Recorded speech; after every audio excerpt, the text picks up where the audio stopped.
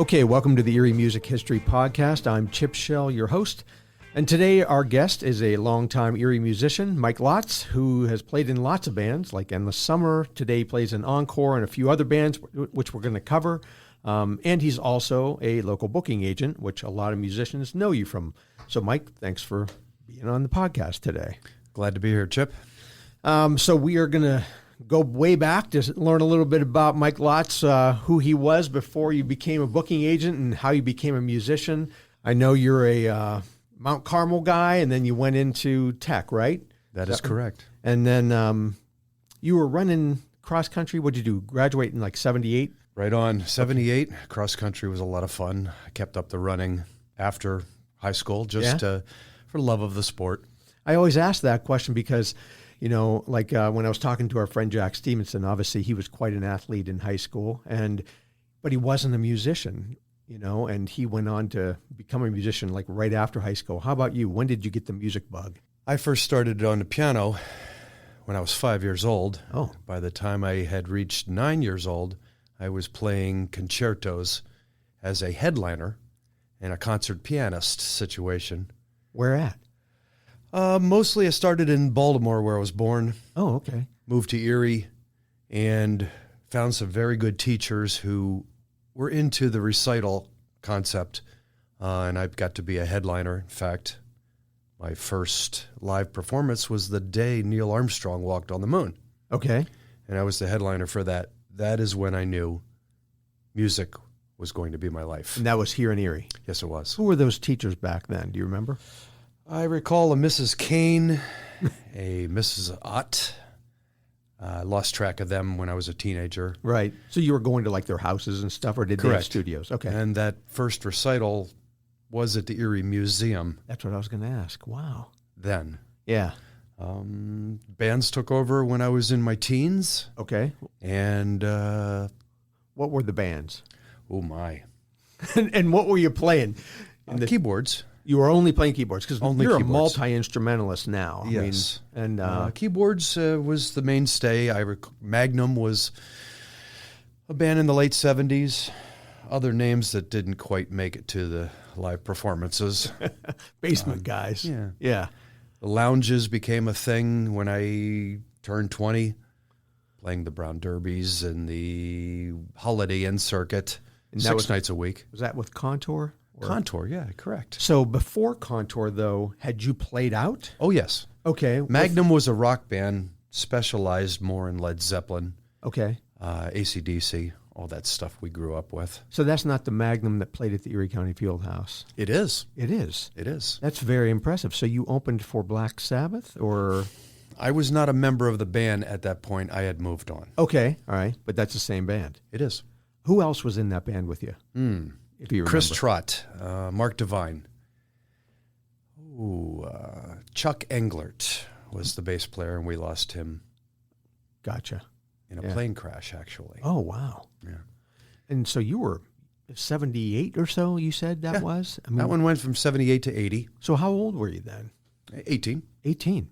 So you're playing out, you're playing at bars at that point, or? I was. I played in New York when the drinking age was 18. Oh, yeah. And as a 17-year-old, band was playing up at, if you recall, Lou's Inn. No, where was that? Oh, just past Westfield on Route 20. Okay, heard of it. I do believe it burnt in the early 80s. Yeah, yeah.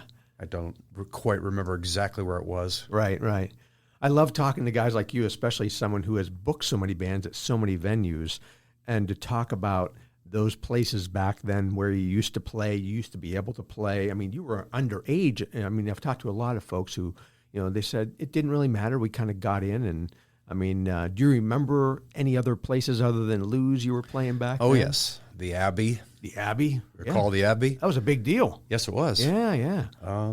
The Abbey, by the way, was up in New York in Clymer, for those who don't know what the Abbey was. And that was a very popular bar for Pennsylvania folks because the drinking age was 18 or 19? 18. 18, okay. The corner bar, Ripley. Oh, yeah. Yeah. All that. Yeah. Several other places in Jamestown, New York. What was it all like up there because the drinking age? Because of the drinking age. Oh, all right. And rock and roll. Absolutely. Absolutely. What was your favorite? What were you? Well, I would be remiss to not say the Beatles. Okay. All right. And later on with the Beach Boys band in Endless Summer, Right. who had a long-running career of 20-some years. Yeah. And we'll get to that. Yeah, for sure. You know, like that's what I always think of you as. Is this guy with great harmonies and plays keyboards and bass and what else? Well, I did blow a saxophone for a short time. Okay. All right. Did not keep up with that to make that claim. Right. But church organ, of course. Oh, okay. And that's a different animal than just a piano or a keyboard. Yeah. Do you play at a church now? Oh, yes. Oh, really? Oh, Where yes. at? All Saints Parish in Waterford I am the choir director and church organist. Very cool. All right. As you mentioned, Mount Carmel. Yeah. I spent 12 years on that church organ. Oh, really? Okay. So are you from an East Mill Creek type of area? Is that where you grew up or? Mostly East 38th Street, not too far from where we're sitting, near Penn State. Ah. And was the East Sider until my adult years and bought a house on the West Side and lived in Mill Creek ever since. Gotcha. So 78, you graduate from Tech, Green Session, Centaur. Perfect. Yes. Missed that school. Did you go to college then? What did you do? Nope. Didn't see the value in college. That may have been a big mistake, but moved on with music and never looked back. And never look back. That's what I'm getting at is like you have made music your life. You know, you came in here and said, yeah, it's kind of a career. It has been your career, right? It was actually a life's goal to make a living at music. Yeah. And in a strong way, I have done that. Gotcha. So what happened then after high school? Bands? Bands. Okay. Correct. Primarily Contour then? Correct. And that was, like I said, 6 nights a week. At that time, a lot of weddings. Yeah. This is just prior to the DJs becoming full strength. The bands always got the weddings. So in addition to the lounges 6 nights a week, or 5 depending on the room, there was always the private parties like the weddings. Yeah. And good money. Money, well, you know, you do it more for the love, but the money does help. So we're talking 81 Contour starts right around there, right? That's correct. And how do you get into that band? That's Mike Camp, Doug Russell, Sherry Landis is playing drums, right? Yes. And then there was another girl in the band. Peggy Keitlinger. What did she play? Just sing? She was a singer. Okay. And you're playing keys. Keyboards. So Doug's your bass player, Mike's your guitar player. Correct. How'd you come into that band? You had to be the young guy. I've seen the pictures. No, we were all the same age. Oh, really? Okay. Mike was a year or so older. So was Sherry. Okay. Sherry soon retired from playing. She had played in the Seagrams back in the 60s, the all-girls band. Well, you do know your knowledge. Yeah, yes, the female monkeys, man. Yeah. Yeah, you're correct. Larry took over her spot, and I do not recall his last name. Drummer? Drummer. Larry Rick? Not Larry Rick. No. We ended up lasting 7 years. Okay. Mike left right after Sherry, and Bob Rittenhouse took over on the guitar. Okay. Peggy went to the Moonlighters for a year, and I got a hold of Marie Martz. So there was an evolution, like bands do, right? Changing players. But I became the leader of the band within a year of joining them. Huh. And the rest was history. And you talk about the lounge circuit. I've talked to a lot of folks, about that back then. Remind me. Ramada Inn, I know. That was one of them. The Hilton? The Hilton. Okay. Billy's Lounge was in the Hilton. Right. Aunt Mary's. Aunt Mary's, right. Brown Derby, and there was more than one. Monroeville was part of a circuit. Oh. As well as the Holiday Inn, there was 5 of them. One of them was in Oil City. There were 3 of them in Erie. Holiday Inn South, Holiday Inn Downtown. Okay. And don't recall the other. Also became the house band, Peak and Peak. Oh, nice. That was a 12-week contract starting just before Christmas and going all the way through their winter skiing season. Wow. And did that for 5 straight winters. And what were those? Weekly? 6 nights a week. 6 nights a week. Okay, Contour. There was a lot of times when I could not get out to see another band Right. simply because I was playing each of those nights. Yeah, yeah. That's what I always ask folks. Like, did you encounter any other bands? Who were your favorites back then? And oftentimes it's only when we went out afterwards to like Tacky's or somewhere where we could, eat at 3 a.m, and then you'd see other musicians there. But a lot of times, especially if you're up at the peak. Well, there was the Kings Rook Club. Oh, yeah. And a few of the after hours places that don't even exist any longer. It's rare to go past midnight anymore. Right. Yeah. Where that's the a great normal point. was 2 a.m. when you were finished. Sure. And Sure. then it was after hours places. Yeah, I've talked to a lot of folks that played at the Calabrese Club back in the day, and that's, you're playing till 3 a.m, and stuff like that. Do you So, recall the Pickwick the Club? Pickwick Club, right? You didn't start until 12:30 a.m. Yeah, yeah, In addition to the King's Rook, there was the Pee-Pee Club. yeah, right. Did the Pee-Pee Club have bands? They did. Okay, all right. Where was that? I was around then in the 80s. That it was still around. 1980, 81. Yeah, I can't remember where it was.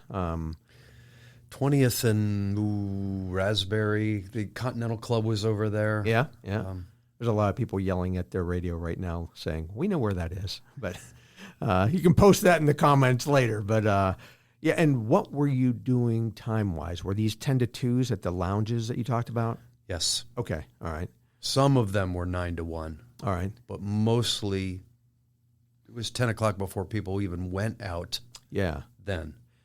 And, this blows my mind when I think about these days saying a Tuesday or Monday night you're going to have a live band playing from 10 to 2. I mean, were there days that you were like, this is going to be a slow night, Ironically, people seemed to want to go out, and sometimes you really saw the same people night after night. You did. Okay. Yeah. So you got used to having regulars and yeah. In fact, they would request a song. You would literally learn it the next day. We'll have it ready for you tomorrow night. And you did. Oh, really? Okay. Especially when you were on the road and had nothing more to do during the day in a hotel room. Yeah. So you talked about being on the road, going to, Monroeville or Pittsburgh, and you probably did some Cleveland stints too, or? Correct. I mean, was it just a regional thing, or did you go farther? There was a room in DuBois, Treasure Lake, as I recall, yeah. that was multiple nights, and the band was given either a house or they would put you up in a hotel. Hotel, okay. The Radisson was another facility in West Middlesex, about an hour south of Erie. Okay. So these were rooms we did regular rotations with certain bands. Yeah. And so, yeah, you talk about learning songs when you're sitting around, in the daytime probably, right? I mean, You had to run to the mall, local mall, get a cassette. That's what I was thinking, yeah. And figure it out. Yeah. There was no internet where you could access and go, oh, this is in G, and Yeah. here it is. What was your forte in Contour? What was the type That of was music? strictly top 40. It was. Whatever was out at the time. Okay. With a female singer, we were doing a lot of Pat Benatar, Yeah. Blondie, Journey. Sure. All of the stuff that was on the radio current at that time. Right. In fact, not just the new wave, but the dance music, some might call it disco, but Sure. it was more the dance music that everybody was listening to on an everyday basis. Right. Yeah, because you kind of started at that transition period from disco into new wave, starting in the 81 era. You as a keyboard player, I imagine you went through a number of technological changes during that time in Contour because keyboards became such a huge part of the sound. Some of the music was challenging. I bet. To figure out just some of the music that they were developing and creating. Yeah. And you almost needed the right synthesizer or the right sound that was being produced. Otherwise, you couldn't reproduce it. Right, yeah. And in the band, so you had, was it 3 singers? I know Doug Russell wasn't much of a singer, right? Pretty much everyone sang. Everyone did? Okay. But when you had a regular singer that was their job, they did the bulk of the singing. Okay, gotcha. So backups, harmonies, that type of thing. Everybody's filling yes. it in. Oh, yes. Okay. And you learn as you go. I know you know. You have to always keep redeveloping. Sure. And then when you get into bands that do specialty music, I know we're transitioning into Endless Summer. Yeah. Its mainstay was Beatles and Beach Boys. Yeah. Hence the name. Right. And the Beach Boys were the strong point. Yep. That is always about harmonies. Yeah. And we would work on them endlessly. Pardon the pun. Yeah. But I had my hand at developing an Eagles tribute. And I've been involved in other bands that have created tributes to what they were doing. Yeah. It was one band that we were working steadily at a Fleetwood Mac at the time. Nice. It didn't quite get to the level of Working as a tribute. Yeah. But again, you learn all the different nuances that go into trying to do that. Yeah. That first band we spoke of, Magnum, specialized in Led Zeppelin. Oh, okay. It had a singer who looked alike, and he really sounded like him. Wow. He left and moved to California. I was going to say, what was his to name? do whatever. I don't know what his future brought him. Yeah. The guitar player was right on the money. Okay. As a guitarist for Led Zeppelin, so we chased that. Perfect. Got it. Well, how did Contour come to an end? Different people moved on, Okay. retired, or just outright quit. Sure. And Endless Summer did come along at the moment that Contour was starting to wind down. And how did that happen? How did Endless Summer? That's you and They Pat were Ross, looking right? for a keyboard player. So they were already formed? They had 1 year under their belt with Tom Martin was the keyboard player, and I believe he just wanted out. So it was Pat Ross on drums, Jim, do I have Borroway? Borroway. He's lead guitar. Yes. And he was the then leader of the band. He was the leader in the band, okay. Was Paul Fortin in the band? Paul was in the band when I joined. Okay. Paul left within a year, and we went through a slew of other guitar players. All right. That and it was just never seemed to find the right guy. After a number of people that we tried, we just decided to make it 3-piece. I was going to say, I always thought of you as on the album, which we'll get to, that you created, you recorded, there's 4 guys on that, right? At the time, there was a young man named John Kroc. Yeah. He was part of the picture. He didn't get a chance to record any parts. Okay. But he was part of the band at that, so we made him part of the band. Yeah. And so that EP, is that what I call it? Is that right? Or It was 6 songs long. There's 6 songs, okay. You record that with Keith and John at TRS, right? That's right. And then tell me a little bit about that whole situation. So you joined this band, they've been around for a year, and you become very popular very fast, right? This is now 87 or 88? 87, yes. You're playing the PI, you're playing everywhere, right? Where are you playing? I think the band was at the right time, and it had the right gimmick. Yeah. We were always wearing shorts in the dead of winter, tank tops. Okay. We had blonde hair. We were looking young in our mid and late 20s. Sure. And it developed a following pretty fast. The album did not hurt. Yeah. We started in on a second album, which most of the material got recorded, but it didn't quite make it onto a CD. Okay. At that point. Right. And so where were you playing back then? A lot of, let me think. The Stax was a mainstay. Out I recall Northeast? Stax in Northeast. Yeah. Yes, we were there frequently. Really? All right. And the Abbey, which became Country Classic. Yes. Right. Gotcha. Those were regular rooms we were just putting people in. All right. There was a room in Corey. We were regular. The Pub. Okay. Remember that? I don't. No. Okay. All right. It was attached to a bowling alley. Okay. Makes sense. Yeah.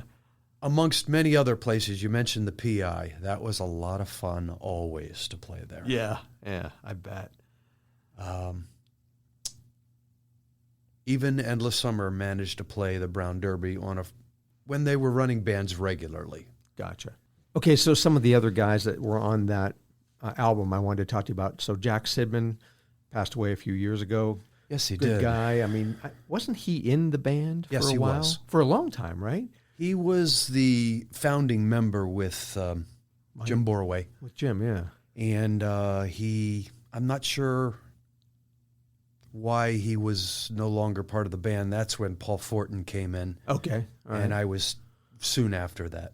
So all the guys that you mentioned, Jack Sidman, Tom Martin, Paul Fortin, they all play in some way, shape, or form on the album a bit, right? They're listed as... Yes, it was a conglomerate of all the different past players, members right? Right. Jim Borway wrote the material. Okay. And he was the one that was making sure who played on what parts. Where's Jim today? I am not real certain. We lost contact. Okay. All right. And so you guys record that with TRS, like I said. Is this the birth of your company, Progressive Talent Management?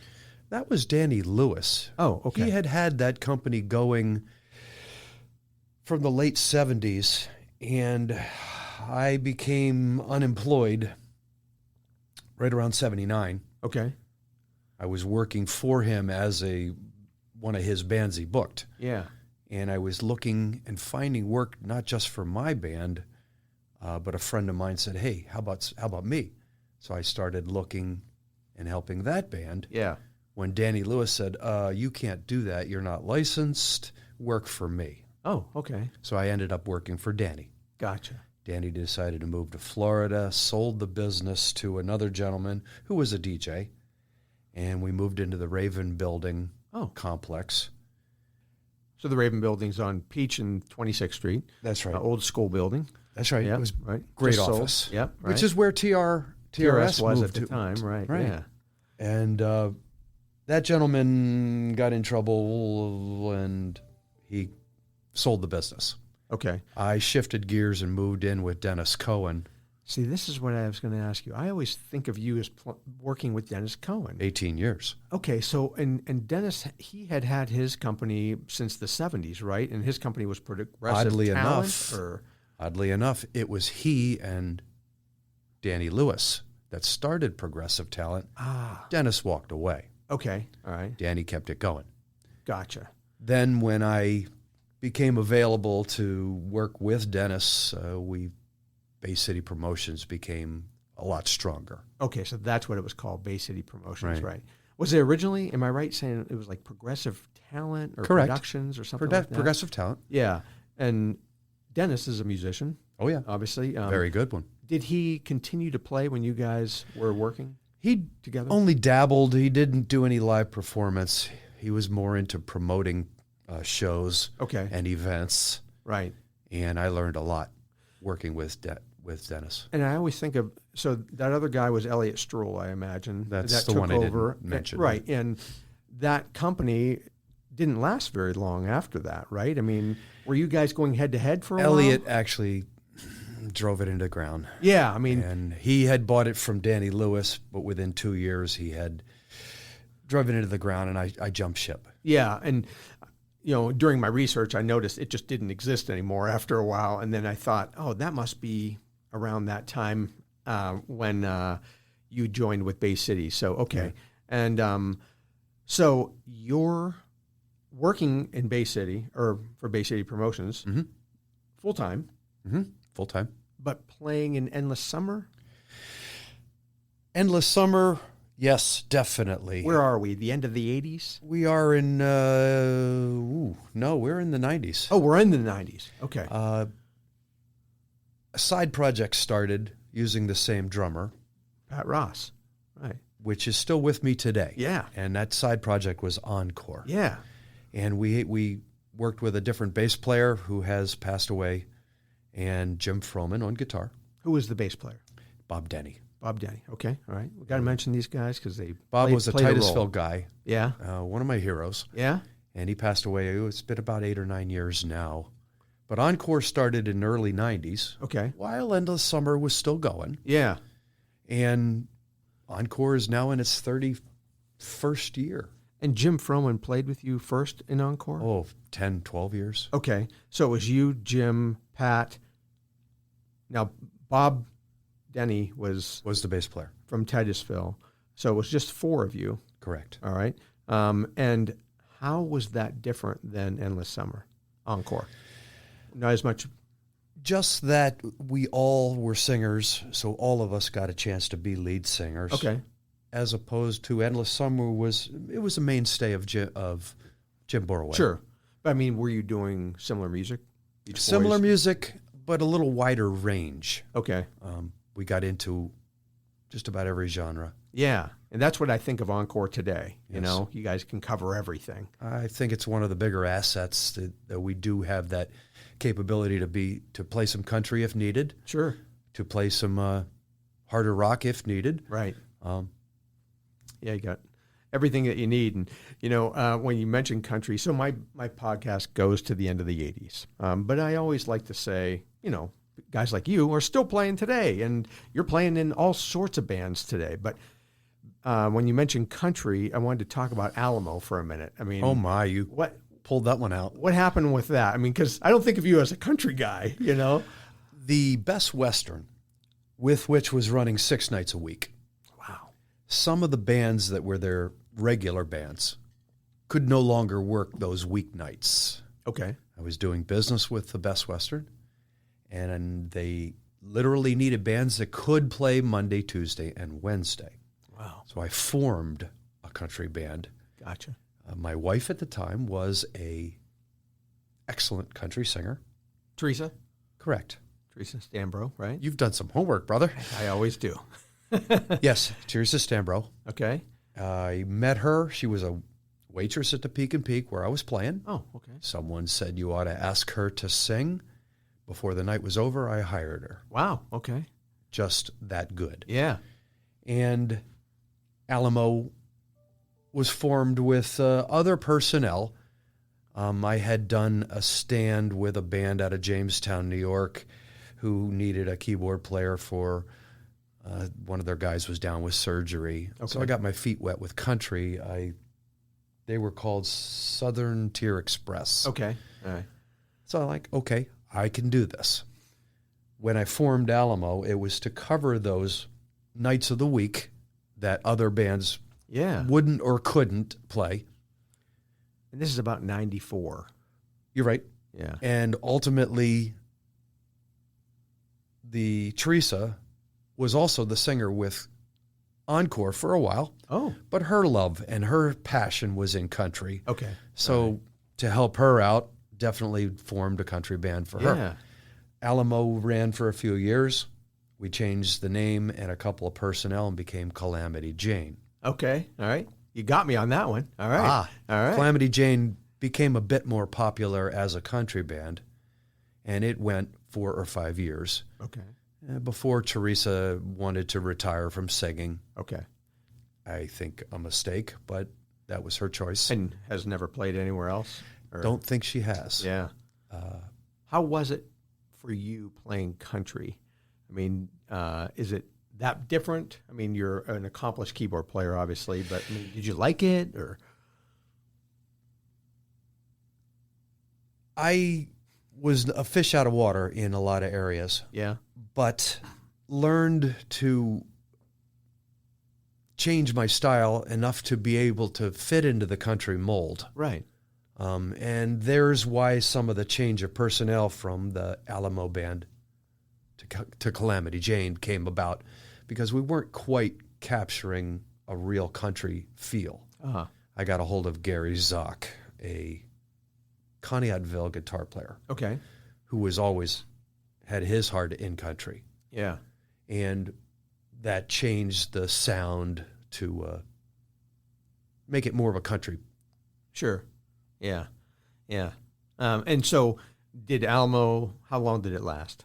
Alamo only lasted about 2, maybe 3 years. Was that your last country foray? No, Calamity Jane Oh, I was mean, after that. Yeah, yes. I mean, the whole Alamo Calamity Jane, that was how long? the two A together? couple of 3-year stands, Okay. and that takes us into 01, 02. And at the same time, you're still doing Encore. Oh, yes. All right. So, and you're still working at Bay City. Yes. Okay. So you're a busy guy. Oh, yes. Yeah. So let's go back. So your entrance into being do I say booking agent? Is that the correct term? Or It is. okay. You had mentioned the first guy said you have to be licensed. So you had to go get licensed? Is that how that works? There I was a didn't know that. time, like when unions had their Yeah. strength, there was a time when you were supposed to be licensed. Okay. All right. That fizzled out. Right. No one pursues that. Much like the union. Correct. Yeah. And the idea of booking bands went more into not just bands, but the entertainment on a whole, Yeah. from magicians to Comedians. dinner theaters. Yeah. You had the variety of entertainment that is out there, from petting zoos and jugglers, Yeah. even the clowns and face painters. There's a market for that everywhere. Yeah. And children's entertainment they're always seeking different entertainers to be able to do that. Got it. And I've met some excellent musicians, bands. Sure. The DJs and karaoke has also become a much more popular thing. You can't ignore that. Right. Right. So you just learn to go with the Whatever flow. Right. Yeah. Right. I'm sure that was one of the things, our buddy Jack Stevenson had asked me. He said, you should ask Mike how the evolution of not only bands has happened, but that booking part of his job, because I would imagine back in the day, there were a heck of a lot more opportunities, as we just talked about, Mondays through Wednesday or Thursday, there were live music, but much less, there were a lot more opportunities, events for everything from jugglers to whatever. I mean, am I correct in saying that? There's so many different markets to look at, and one person cannot call everybody. Yeah. I work with all of the clubs in the tri-state area. Some of them just need a picnic once a year, or something to work alongside Santa for December time. The strolling entertainers that will work at festivals and fairs, someone has to get a hold of them and get their time slots scheduled. Right. There are festivals of every kind all over the tri-state area. Some of them are 1 day long. Some of them are 2 and 3 and 4 days. Yeah. It's not always just about live entertainment. Yeah. Live music, I should say. Right. Right. But there are campgrounds who run entertainment week after week after week, depending on where they are. I don't think about that. Yeah. No. There are corporate events, of course. Schools. Schools will run both homecomings and proms. Sometimes, depending on the school, if they have the decent budget, they'll actually run entertainment throughout their school year. Oh, okay. All right. Not every day. Right. Right. But again, it's back to there's so many different markets where entertainers do work. Yeah. Nursing homes are another facility. Oh, yeah, right. I send solo guitarists Tuesday afternoon, piano player on a Friday morning. There you go. Yeah. We're recording this in December, mid-December. Does your business have ebbs and flows? Like, is this a slow time because there aren't those festivals that I always think of, like, are probably keeping you super busy in the summer? Or is that like a spring thing? You're planning for summer, and so right now you're planning for spring, or how does that work? There are ebbs and flows, more like a roller coaster. Yeah. And if you continue to seek out work is there. Yeah. Even during the pandemic months, there were places that continued to run, actually kept my business afloat. Yeah, I didn't think about that. Yes, that was a challenging time. I bet. But there were places that said, we're just going to keep going. Okay. And I have to point right at the campgrounds because they saved me. I was going to say, who were those types of companies or Well, that was businesses? one in specifics. Yeah. I would also say that solo and duo acoustics has benefited greatly from, and I think you know this, Sure. from the COVID times. Right, right. And if you have, I know you have also noticed the time frames have become much earlier than they used to be. Right, right. There are times when I get done working at 8 or 9 o'clock, I go home. Did I actually play today? Right, right. Yeah, it's such a time frame. I love it, actually. Oh, absolutely. Yeah. You're home early, and the next day, no truck ran you over. There aren't many of those 10 to 2 gigs anymore. None. Yeah. It is rare, including New Year's Eve. It's kind of an oddity. It is rare to even get to midnight. Yeah. In a lot of places. Yeah. Why is that? Why is it? I mean, it was Times happening change. before COVID. I mean, it was. It was starting to become a thing a little sooner than that. Yeah. I applaud the bars and clubs to doing earlier. Yeah. Why would you wait to midnight and 1 a.m. to make your money? And I wonder, you and I are both of a certain age. I mean, I'm 58, you're a little bit older than me. I mean, the music that we play attracts people our age, and those people don't want to be going to see a band at 10 o'clock at night. I'm still surprised at the 20, 25, and 30-year-olds. They'll yell out a Beatles song, and I snap my head around and going, my gosh, they were gone 20 years before you were born. Right, right. But sometimes that music that we love and grew up with still carries. I agree. Yeah. Timeless. And what they call some of the music of today, that's a head scratcher. Yeah, yeah. Yeah, I mean, are there bands, first of all, let's talk about bands. When we talk about the evolution, I've asked a lot of folks that have been on the podcast this, over the years, Erie itself has seen a number of changes from the number of venues to, like you had mentioned, I play in a duo. I was lucky. 10 years ago when we started, people were just starting to have outdoor patios and outdoor duos. And it seemed like there was this shift towards the smaller, duo type of thing or solos, and people weren't hiring full bands as much. How do you feel about that? Was that the case for Encore? Is it harder for Encore to get a gig than, you play with Jack Stevenson and a duo, you played in Acoustic Gypsies for a while. That was a full band. I mean, was it hard?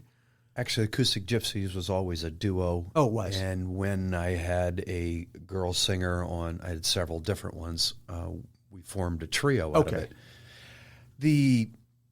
To answer your question, I think that COVID really promoted the outdoor patio things. Yes, they were around before then. Right. But it became much more of a use. If you consider from the standpoint of a bar owner, he can easily pay for a solo or a duo as opposed to what the bands are requiring financially. Right. For Encore, it is a 3-piece band, no more. Right. A whole lot easier to offer a guy a price that he's much more comfortable with and get the job as opposed to some of the 5 and 6 even larger bands. Right, right. They either say yes to a low number or they get to stay at home. Yeah, yeah. So I guess I have the luxury of having that ability. Sure. How about the number of venues? How do you feel Erie's doing these days? I mean, I know that we've seen some close, but we've also seen more open, I mean. It is truly changing. There have been a lot of places. The use today's are long gone. But there are quite a number of places that have popped up. And again, if you're actively pursuing finding work, you will find work. Yeah, yeah. You can't sit and wait for the phone to ring, that's for certain. Right, right. Yeah, yeah, you got to go out and make those connections, as you well know. That's your job, and you do that for a lot of bands and a lot of local musicians through performance management, right? Some of the places would rather have somebody else take care of it than to have to chase it all the time. Sure. Others would rather chase it all the time. up to each individual how they go about it. Yeah. There are bands who call me and say, please get me some work. I don't want to do this chasing. Yeah. Or there's others say, we don't need your help, not interested. I'll take care of it ourselves. Yep. Which is fine. Yeah. To each their own. Work is out there. I keep myself pretty busy finding work for myself and others. Yeah.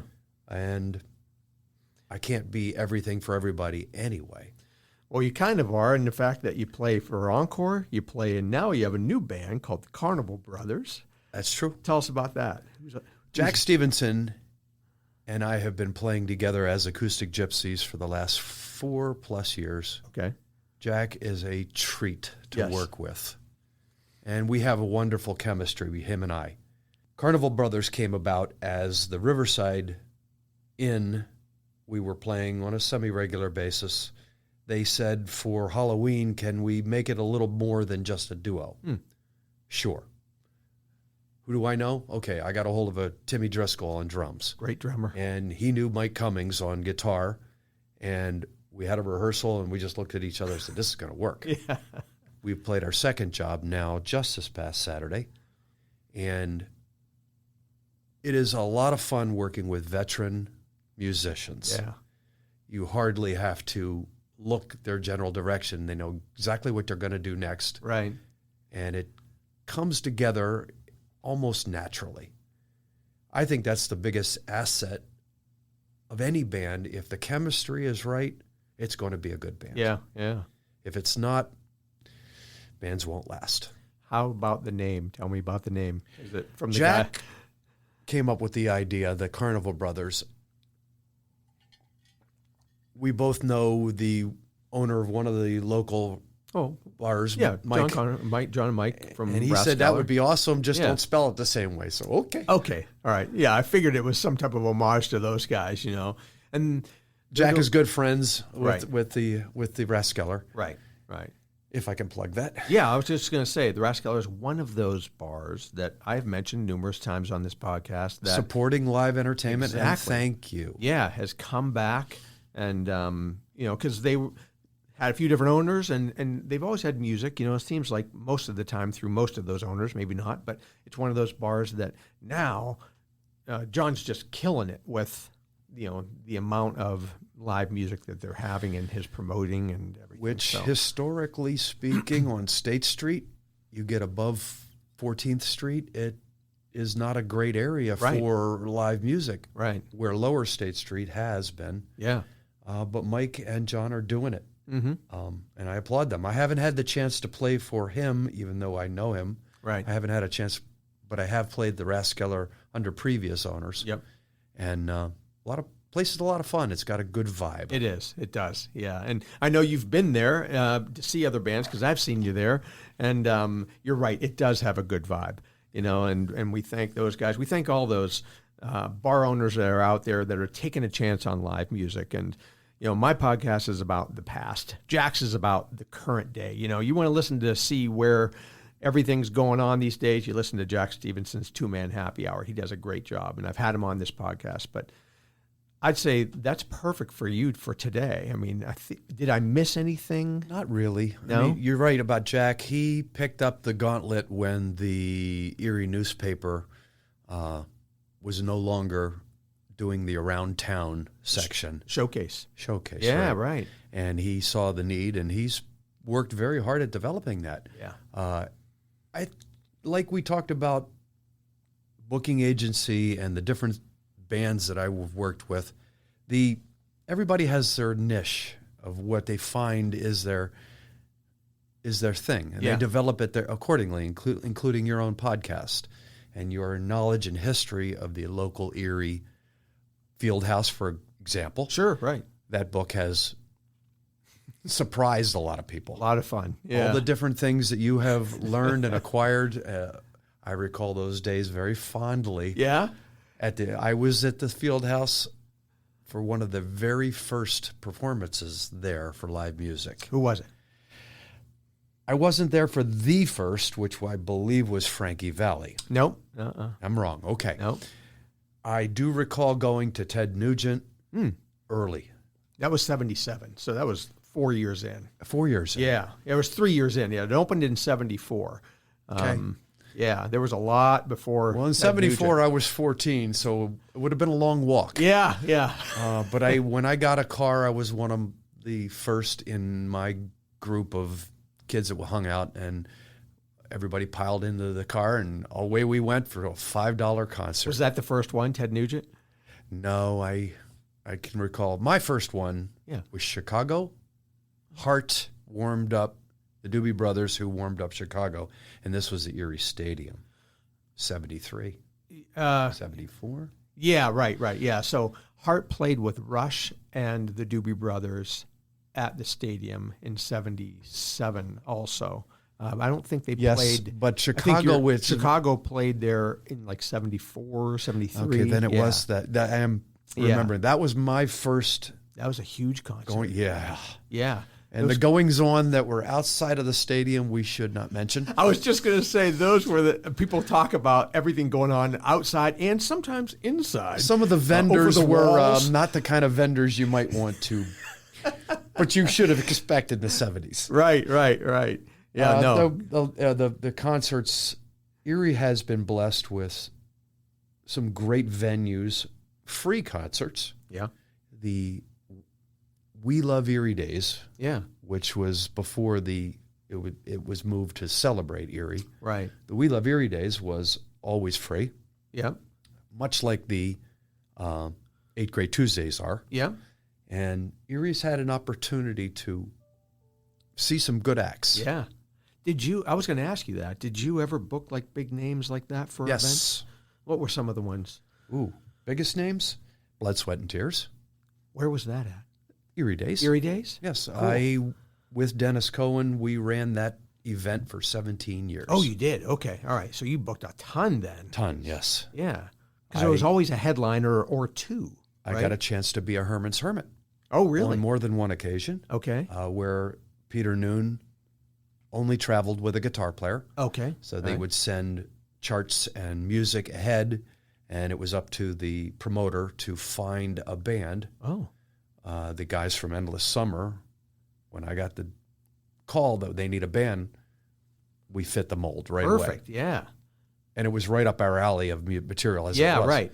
And got the chance to do it a second time. Conneaut Lake Park in the 90s ran a ton of concerts. Yeah. There was a very aggressive young man working for the park that was setting up events. Okay. Week after week. Yeah. And who were some of those bands? Beach Boys. Oh. Herman's Hermits again. Okay. Paul Revere and the Raiders. Joan Jett. Wow. Oh, I would have to think about it some more, but it was week after week. And so you were involved with a lot of that. I was. Yeah. In fact, they had, do you know this name? Bob McGrath? I don't. He was the piano player that wrote all the Sesame Street music. Oh, okay. So they had a children's concert. Yeah. And they needed a synth player. So I got the call on that. Yeah. I got a chance to play with Bob McGrath. All the fun-loving Rubber Ducky and Sesame Street material that you... Yeah. So this is sort of a side thing that I didn't even think about. You're booking these big acts. I mean, Erie Days and Conneaut Lake and those types of festivals. Did you ever do anything? No, I guess you wouldn't have done anything for like the Warner or anything like that because that's the. I did have a chance to set some shows up at the Warner, Oh, you but did? I'd not played on that stage with anybody particularly. Still have never played on that stage? I have played once on the Warner. Okay. I have not played certain clubs for one reason or another. I never got the chance to play at. Oh, it's a big deal to play on the Warner stage. Who'd you play with? And when was that? Oh, my. I think this was the mid-'90s. And I'm sorry, I cannot recall. Oh, really? Okay. Honestly. It wasn't your band. You were filling in for somebody. Filling in. Oh, gotcha. Filling in. Oh, yeah. So, yeah, you've done a lot of those fill-in types of things, too. I've gotten calls. Yeah. And I played in a German band one day. I got a call with 1 day's notice. I had to read charts playing polka music I had not been familiar with. But I was told I pulled it off. Not sure that I would say that. That's tougher than country, I'd imagine. Was different. Yeah. I've had the chance. I got a call from a blues act. Their bass player got in trouble on the way to the job with his vehicle. Yeah. And they needed a guy right now. So grabbed my bass guitar and went out to the job. What are we playing? Just yell out a key. Let's go. Yeah. Yeah. Cool. It's a lot of fun to, again, be a veteran player. Yeah. You know what I'm talking about. I think the love of being on stage is still there. I haven't gotten my fill yet. That's what I was going to say. Yeah. The next day, I'm feeling my age. But even with the head cold that I'm sporting right now, I had to play last week and the week before, several gigs. Right. You just do it. Right. It's always fun. Yeah. Well, I appreciate you coming in today. This was great. It was a nice walk down memory lane for you. And this was a good one for our podcast because, we do cover folks that have played from the 60s through the 80s. So you were a big deal back in the 80s and the endless summer days. And I appreciate you coming today. Well, thanks, Chip. Thanks, Mike. My pleasure. All right. Hey, in case you didn't know, I always post photos of the people I interview on their episode page at eriemusichistory.com. And if you like the podcast, please hit like on Facebook or click subscribe on your podcast app or go to patreon.com and pledge a few bucks. Super big thanks to our sponsor, the JPT Foundation. They have that bingo hall that's available for rent, and it's also where we host our monthly music night, which is the first Tuesday of each month. That features local band The Fabulous Leftovers as well as an open mic. All proceeds go to the Second Harvest Food Bank. I also want to remind you to check out my buddy Jack Stevenson's Two-Man Happy Hour podcast for information on who's playing where today and when. That's the Two-Man Happy Hour podcast. So until next time, I'm Chip Shell. Thanks for listening to the Erie Music History Podcast.